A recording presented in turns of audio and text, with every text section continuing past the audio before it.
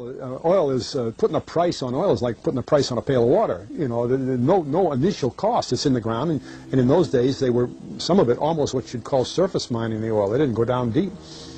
So in order to get the price up, they hit on the idea that they would have to make it appear to be scarce. Make it appear to be scarce.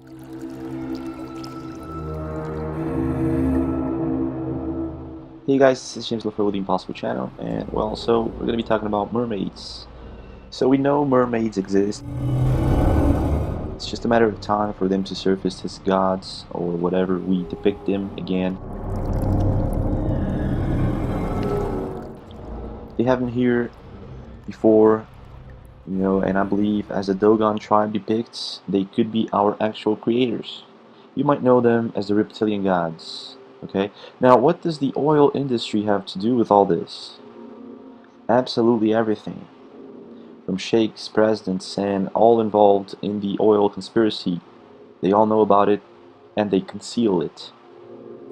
I'm going to show you a quick couple of videos of mermaid sightings in oil platforms, security cameras, and afterwards I'm going to leave you with a very compelling interview proving you that oil is not even made from fossil fuel. Actually, it's not from fossil fuel. That's all a hoax. Now, why would this be a hoax, right? Why all the oil platforms if oil could be easily done or extracted using simple chemical processes, according to this interview I'm going to leave you with? Okay, so the big question has now been answered. You know, surveillance on the fish gods or reptilian gods. Yes, you know, they are here. They probably live inside our Earth or whatever. You know, there are aliens among us, and they probably even try to contact us once and then. But I can guarantee you that these creatures will not likely get near us. You know, so probably the Earth is hollow. Admiral Byrd was right. You know, and thank you very much for watching. Don't forget to subscribe. Comment below what you think and what you know about all this, you know. But you know, if we put it all together, it's very compelling. You know, thank you very much for watching, and see you again.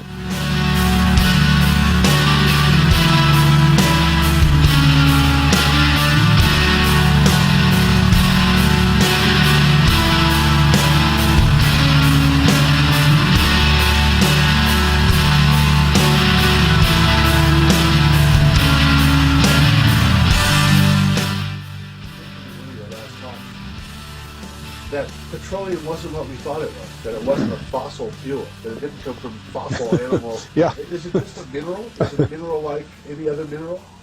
Is that how it, what would you say? What's the origin of You see, petroleum?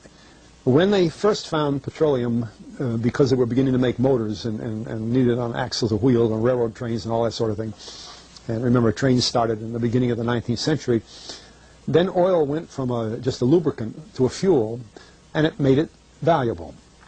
And Rockefeller happened to be the smartest man in the business at the time, but he made most of his money, or much of it, off the transport of the petroleum as well as selling it. But one thing they realized was, because oil is putting a price on oil is like putting a price on a pail of water. You know, no initial cost. It's in the ground, and in those days they were, some of it almost what you'd call surface mining the oil. They didn't go down deep. So in order to get the price up, they hit on the idea that they would have to make it appear to be scarce. That boy, after we take the next few barrels out, we're probably going to have to close as well. You know, that kind of thing. But a very fortuitous event. In 1892.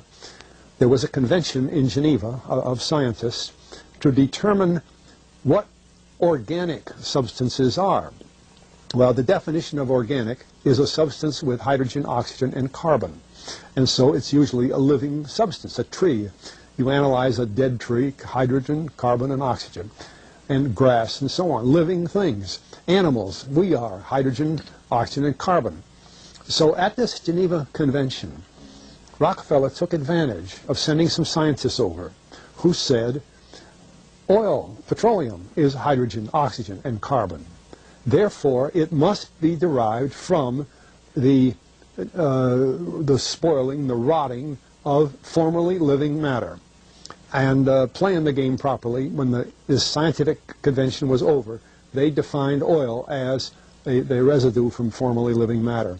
Well, that makes it a fossil fuel. I don't know why they decided to use the word fossil, but it says formerly living matter is fossil. Well, of course, today, and another thing we should know is that there has never been a fossil, a real fossil, found below 16,000 feet. And you can't argue at 16,000 as a level line because someplace the ground sinks and so on. But 16 is what the scientists say, 16,000. We mine oil, or we drill for oil, at 30,000, 33,000, 28,000 every day of the week. So right there, we rule it out that it isn't fossil fuel. It's called fossil fuel for the minds of the public to feel that it is an asset that is running out, being depleted. We talk about depletion allowance, which is a lot of, you know. And actually, if you know the world's oil supply, you know that it is not going to run out for an awfully long time. It is the second most prevalent liquid on Earth. And we haven't begun to... Well, with all that background, you see, the people in charge of the petroleum business, for perfectly reasonable business things, like any other man in the business, wants to keep his price as high as he can get away with. And the way to do is just say, well, there's no more. The last barrel is going to cost $1,000, and then it's all done. And they preach that stuff. What bothers me is that in geology books, it's in there. The geologists say it's a fossil fuel. Somehow they've been bought. I mean, I went to a 4-year federal staff energy seminar run by the government of the United States during the so-called energy crisis. I was the participant that represented the railroad industry. The airline industry was there. Every AA, administrative assistant of senators and congressmen, was there. The CIA was there. The Defense Department was there. The State Department was there. Sometimes sitting right in front of me in the row would be Henry Kissinger with his friend, the head of Department of Defense. That's too bad. I can't put the names with them. But anyway, people like that, top men in the government, sitting there listening to the Federal Staff Energy Seminar. Well, what this was doing is for 4 years, they were teaching a propaganda line to the leading people in this country, and therefore to the leading people in the world, when you include the Kissinger and Schlesinger, among others. And the object of it was, as Kissinger used in his own terms when it was time for him to speak, to create a world price for oil. In other words, not 30 cents a gallon here and 90 cents a gallon there, but let's get a world price. That's their goal, and they're trying to do that for wheat and everything else. We don't realize what the controls are, whether it's oil or some of these other things. Almost everything today is being categorized at the highest price they can possibly make it go. And so calling petroleum a fossil fuel is the basis for this system with respect to petroleum. And I don't know if the name Arthur Kantrowitz rings any bell. Arthur Kantrowitz is the head of the Kantrowitz Labs set up by the Avco company near Boston, scientific laboratories, and a great man in the scientific world. And Kantrowitz and I were sitting at a table at this seminar once, and the table happened to be all young college grad, PhD geologists. And so just to get a conversation started, I turned to Kantrowitz and I said, Arthur, what do you think about this foolishness of these speakers talking about fossil fuel? And it was kind of put up. He started laughing. He said, you know, that gets me. He says, I don't have a geology degree, but he had 1,000 other degrees. And he said, I don't understand. He said, you'd think that these heads, these other fellows at the table, we did it on purpose, start listening, you know. And he asked, he said, are you gentlemen, he says, you're here at the meeting, are you gentlemen by any chance geologists? And one fellow, yes, I am. And the other, yeah. He said, well, why don't you tell me? He said, why is oil, you know, he went on like that. We brought the house down, because nobody could argue with Kantrowitz. He like Einstein, people aren't going to, and he told him right there, he said, just drop it. But it's in all the books, in all the papers. But it started from that strange meeting in 1892, a scientific convention. I have a big, thick scientific encyclopedia put out by the Divan Ostrand Company that's about 15 years old now, but it has the whole story of the conference. It doesn't have the Rockefeller part, but it has the whole story of how they straightened out organic chemicals and how it was all figured, and they've got petroleum right in there. Amazing. Amazing. So these aren't accidental things, you see. There's a dollar sign.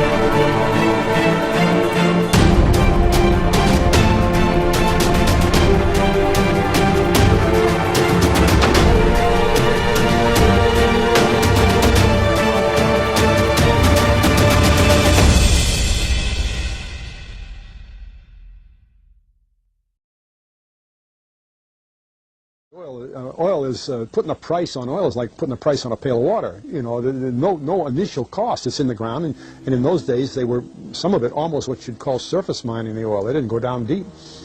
So in order to get the price up, they hit on the idea that they would have to make it appear to be scarce. Make it appear to be scarce.